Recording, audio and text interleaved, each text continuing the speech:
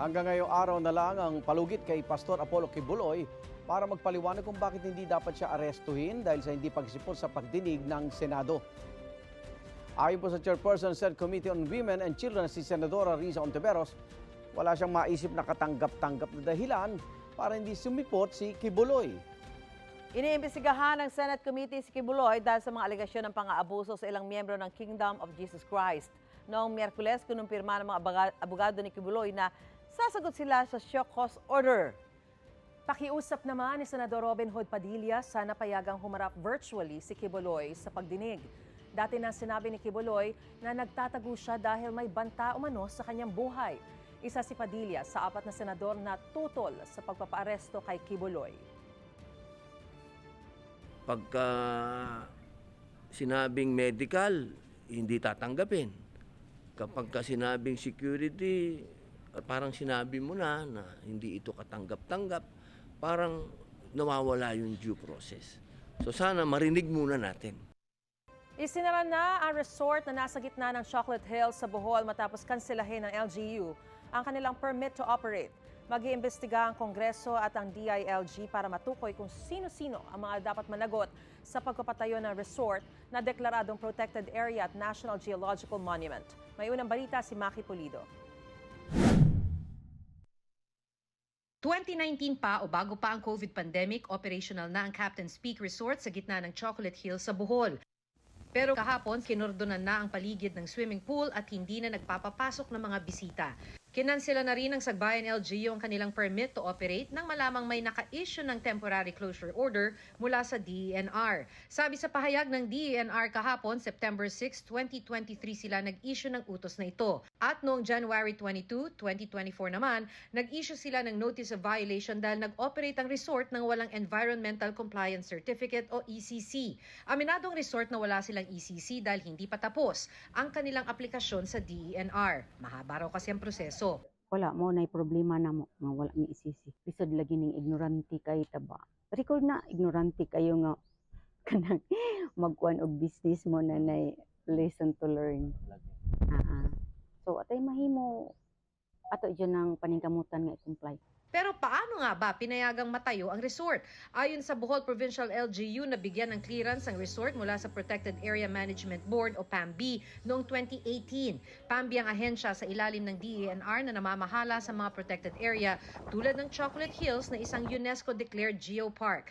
Dahil sa PAMB clearance, wala raw nagawa ang Sagbayan LGU kundi mag-issue ng building permit. It is presumed to be regular kasi nagsumula yan sa ibaba sa ibaba. So, meron namang PAMB resolution na kahit na ito'y isang protected area, meron naman tinatawag na multiple use zone. Ang Provincial LGU naman humingi raw ng aksyon mula sa DENR noong August 2023 matapos ang investigasyon ng kanilang sangguniang panlalawigan. Inirekomenda rin nila sa DENR na ayusin ng ahensya ang mga policy at guidelines kaugnay sa pagtatayo ng mga istruktura sa multi-use zones sa protected area. Pero since September, wala kaming narinig na update from DENR until na pumutok na naman ulit ito ngayon. kapwa rin sinabi ng Provincial LGU at Municipal LGU na sa social at mainstream media lang nila nalaman na nag-utos na pala ng pagsasara ang DENR. Noon pa sana, had we known na may temporary closure order pala, then we could have monitored the compliance. Kung nalaman at binigyan kami ng kopya, official copy ng temporary closure last year, ay hindi na natin pahintulutan ito na mag-operate. Wala pang bagong pahayag ang DENR. 3 bayan sa Bohol ang nakakasakop ng Chocolate Hills. Bukod sa Captain's Peak Resort na nasa bayan ng Sagbayan, may iba pa raw resort sa ibang bayan. Bawat munisipyo na mayroong Chocolate Hills ay napailalim iyan sa protected area o ng PAMB.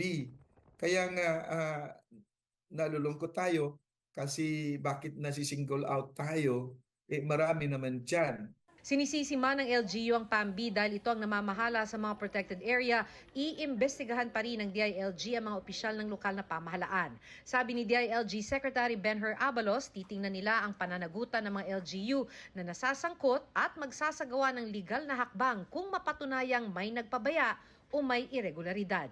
Maghahain ng resolusyon ng Senate Committee on Environment, Natural Resources and Climate Change para malaman kung paano na itayo ang resort sa Chocolate Hills, ayon kay Senator Cynthia Villar. Nauna nang naghain ng resolusyon si Senadora Nancy Binay na chair ng Committee on Tourism ng Senado. Mag-iimbestiga rin daw ang Kamara. Pag nasa aerial shots ka, ang pangit din. Para siyang kulugo, di ba? Tumubong kulugo sa mukha mo, okay? So ang pangit to kahit anong palusot. Sa panibagong pahayag ng Captain's Peak kasunod ng pagbawi sa kanilang business permit, iginiit nilang nananatili ang kanilang commitment para mapanatili ang ganda ng Bohol at ng Chocolate Hills. Inaaral daw nila ang lahat ng hakbang na pwedeng gawin at umaasa sa mabilis na resolusyon. Nakikipag-ugnayan daw sila sa mga otoridad at umaasang makakapagbalik operasyon sa lalong madaling panahon. Ito ang unang balita, Maki Pulido para sa GMA Integrated News. Nasusunog ngayon ang isang warehouse sa barangay Nagkaisang Nayon, Quezon City. May unang balita live si James Agustin. James! Nakataas pa rin sa ikalawang alarma yung sunog na sumiklab sa isang warehouse. Dito po yan sa barangay Nagkaisang Nayon sa Novaliches, Quezon City. Pasado alas 4 ng umaga kanina nang sumiklab ang sunog sa warehouse na may lamang plastic waste tulad na lamang ng mga sandbags, candy wrappers at packaging ng junk foods. Agad na itinaas ng Bureau of Fire Protection ang ikalawang alarma. Pahirapan ang pag-apula dahil sa mga laman ng warehouse. Sa laki nga ng apoy, bumagsak ang bubong ng establishmento. Kwento ng Health and Safety Officer ng warehouse na si Homer Bendia, tumunog daw ang fire alarm at nakita nilang may apoy na sa loading area. Sinubukan pa raw nila itong apulahin pero hindi kinaya. Nakalabas naman daw silang 17 stay-in na empleyado. Samantala, ganito nakikita nyo ay patuloy pa rin yung operasyon ng mga tauhan ng Bureau of Fire Protection at malaki pa rin yung apoy doon sa loob ng warehouse. Yung plastic waste nakikita natin hindi lamang doon sa likod na bahagi ng warehouse, pati dito sa harapan punong-puno po yan ng plastic waste at gumamit na rin yung mga bombero ng kemikal para makatulong doon sa pag-apula ng apoy. Ang good news lamang dito dahil may firewall itong warehouse na ito, hindi na madadamay pa yung dalawang katabing warehouse nito. Yan muna yung latest mula rito sa barangay Nagkaisang Nayon sa Quezon City. Ako po si James Agustin para sa GMA Integrated News.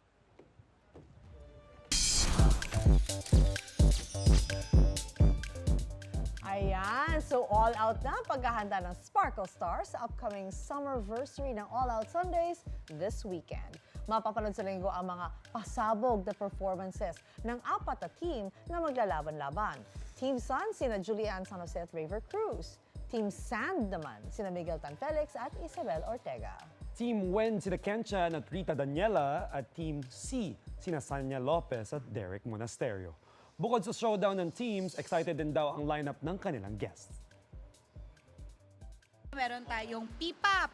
Nako, ang SB19. Yes, oo. Mainit-init na summerversary ang mangyayari dito. Ang At dami natin guests. Oo, tas hindi rin mawawala dyan yung, syempre, yung pagiging Pinoy natin. Nandyan rin yung larong kalye. Basta ang hinighlight lang namin ng team is yung mga strengths ng isa't isa dito. Like si Sanya, sinabi ko, nako, bagay kay Sanya tong ganitong role. Tapos para naman sa mga teens, kila Marco, kila Ashley, ay parang cute sila dito. Yes. Sila Sophia Allen, parang cute neto. 17 stay-in na empleyado ang nasa loob ng warehouse nang masunog ito kaninang madaling araw. Ang lagay nila sa unang balita live ni James Agustin. James. Susan, patuloy pa rin inaapula ng mga bombero yung sunog na sumiklab sa isang warehouse. Dito po yan sa barangay Nagkaisang Nayon sa Novaliches, Quezon City. Kaninang pasado alas 4 ng umaga na sumiklab ang sunog sa warehouse. Agad ay tinaas ng Bureau of Fire Protection ng ikalawang alarma. Pahirapan ang pag-apula dahil sa lamang plastic waste ng warehouse tulad na lamang ng mga sandbags, candy wrappers at packaging ng junk foods. Sa laki nga ng apoy, bumagsak ang bubong ng establishmento. Nakalabas naman ang 17 stay-in na empleyado. Kwento ng Health and Safety Officer ng warehouse na si Homer Bendia, tumunog daw ang fire alarm at nakita nilang malaki na ang apoy. Sinubukan pa raw nilang itong apulahin pero hindi kinaya. Pagsilip ko dun sa opisina, nag-start na yung sunog dun sa loob, dun sa mismong loading area namin dyan sa loob, kung saan nangyayari yung shredding ng mga plastic waste.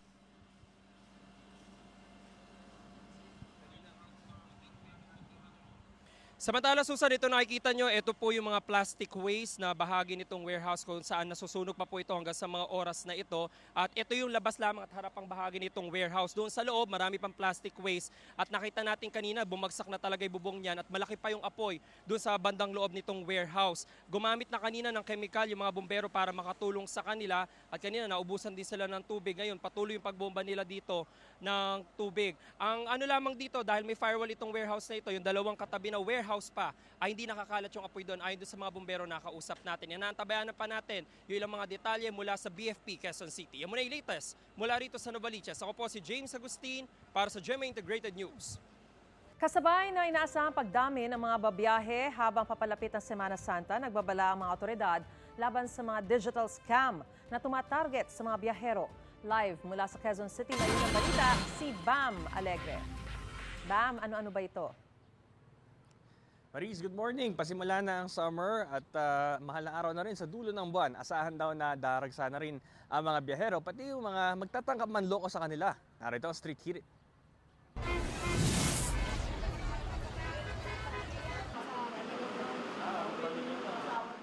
Quick getaway lang si Lois Viva sa Tagaytay via bus ngayong Biyernes. Siya ang taga-research ng barkada pag may mga destination o kaya travel deal na maganda. Ang diskarte niya maging masinsin. Matyaga po ako magbasa ng mga reviews po online eh. Chine-check ko po yung mga kung ilan pong stars yung binibigay po ng mga nakapunta na or nag-avail na po ng service nila. Pagka po yung mga reviews po nila puro 5 stars, like wala pong mga negative na kahit konti po. Yan nga po, yung parang sinabi niyo po na too good to be true po. Ngayon magiging trending na naman ang travel goals. Ang mga masasamang loob abala rin sa scam goals, lalo na sa digital na pamamaraan. May pwede ka na pagsumbungan sa pamahalaan kung makaranas nito. Inilunsad ang Hotline 1326 bilang bahagi ng Online Bantay Lakbay 2024 sa pamumunayan ng Department of Transportation. Kabilang sa mga digital scam na tumatarget sa mga biyahero ang mga peking accommodation, peking wifi, mga libre raw na bakasyon, peking pera, peking ticket at kung ano-ano pang peke. Pati nga luggage, ninanakaw at ibinibenta online. Kaya ayon sa bus driver na si Antonio de los Reyes, pagbaon ng presence of mind. Ano namin lagi, yung kami pag-ingatan at pagdasal na sa aming mga paglalakbay. Yun lang po. At saka yung mga gamit, ingatan. Pagbababa na. Karamihan sa mga digital na travel scam sa mga mobile phone nang ihikayat o nambubudol. Kung too good to be true, i-block na yan ayon sa biyaherong si Bert Canaria. Ini-ignore ko lang siya, sir. Hindi ko sila pinapansin. Tapos tamang delete lang ng messages. Or pag may tumatawag, ignore lang. Or naka-auto-block sila sa akin. Yun lang naman eh, no? Yun lang, sir. Hindi mo sila binigyan ng panahon? Hindi ko binibigyan ng time.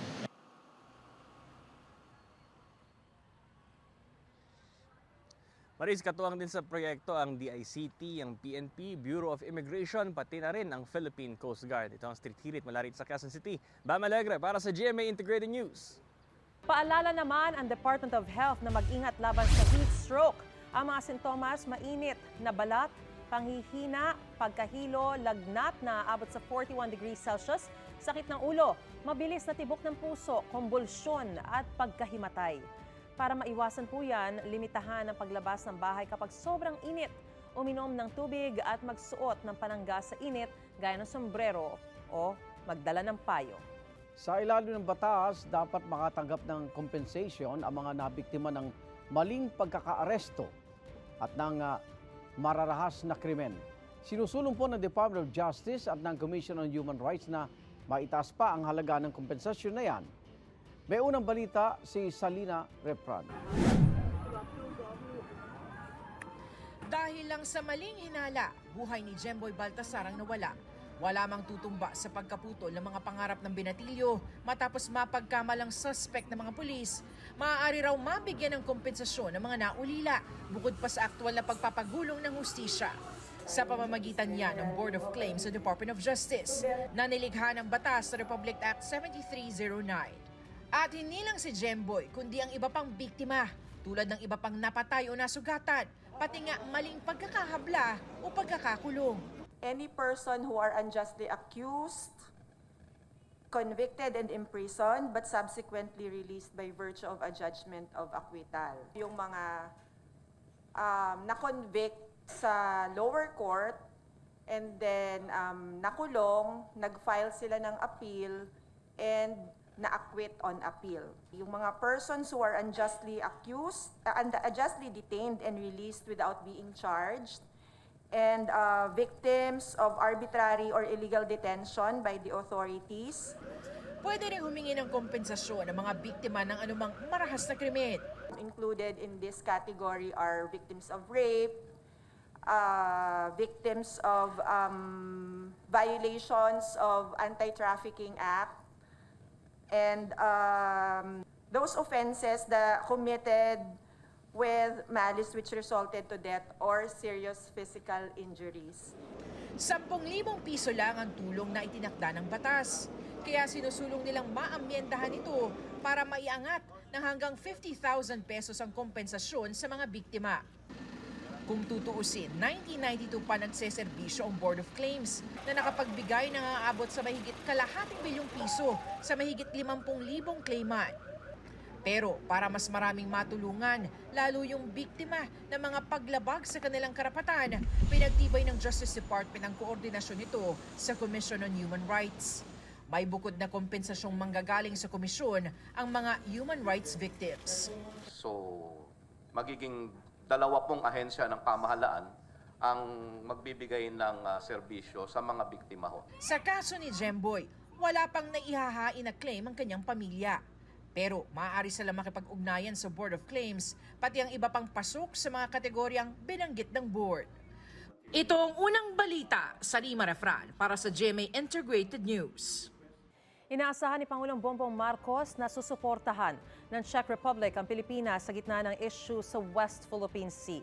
Sa joint press con nila ni Czech President Peter Pavel, sinabi ni Pangulong Marcos na umaasa siyang tutulong ang bansa sa modernisasyon ng ating militar.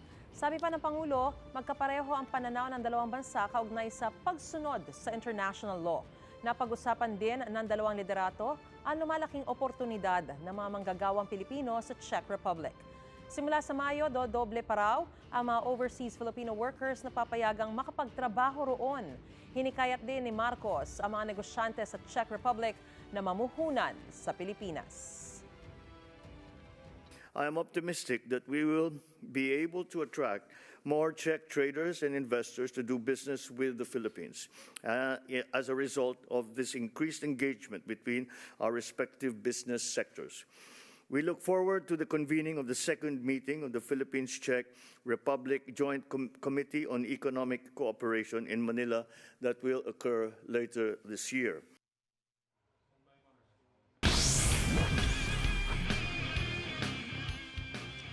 Pagtutusa sa hardcourt ang Letran Squires at Perpetual Junior Altas para sa NCAA Season 99 Juniors Basketball Tournament Finals. Magsimula yan bukas, March 16. Defending champion po ang Squires. Bitbit din nila sa finals ang kanilang championship experience at fighting spirit. Haba ang Junior Altas naman, first time makapasok ng Final Four sa loob ng 14 na taon. Sila ang top seed sa standings ng elimination round ngayong season. Mapapanood ang Game 1 alas 9:30 ng umaga bukas sa GTV.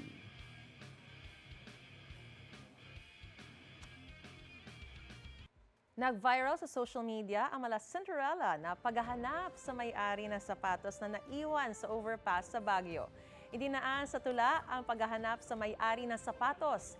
Nauna rito, inireport ang pagkakaiwan ng sapatos sa isang public order and safety enforcer at dinala ito sa kanilang opisina. Ayon sa POSD enforcer na si Emerito Carino, napansin niyang bago at limited edition ng sapatos kaya naisipan ng hepe nila na si Daryl Alongid na gawan ito ng tula. Mabilis nilang nahanap ang may-ari ng sapatos na si Pamela Stephen na estudyante galing Nigeria na natuwa raw sa tula. Ang happy ending, malugod din namang naibalita sa pamamagitan ng bagong tula. Kapapasok lang na balita, binawi na ng Ombudsman ang suspension order sa mahigit 20 tauhan ng National Food Authority na inaakusang sangkot sa paluging pagbebenta ng buffer stock ng bigas sa ilang pinaburang trader. Pinumapuyan ni Ombudsman Samuel Martires.